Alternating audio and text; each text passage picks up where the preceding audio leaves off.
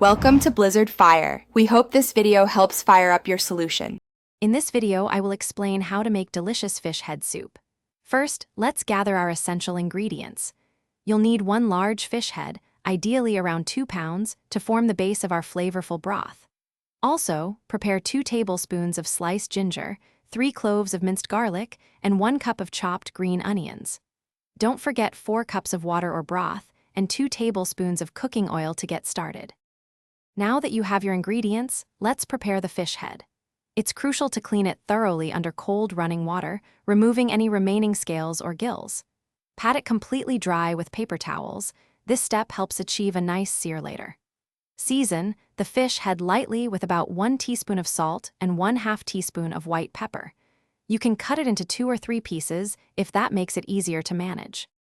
With the fish head prepared, it's time to start cooking our soup base.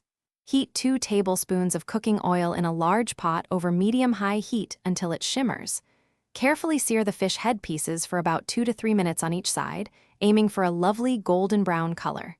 Next, add your sliced ginger and minced garlic, cooking for just 1 minute until they become wonderfully fragrant.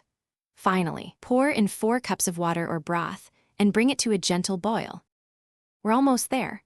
Once your soup reaches a boil, reduce the heat to low, cover the pot, and let it simmer gently for 20 to 30 minutes.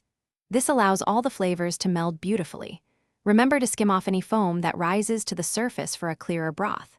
Just before serving, stir in 1/4 cup of fresh cilantro and 1 cup of chopped green onions. Taste and adjust the seasoning with salt and pepper as needed, then serve your delicious fish head soup hot.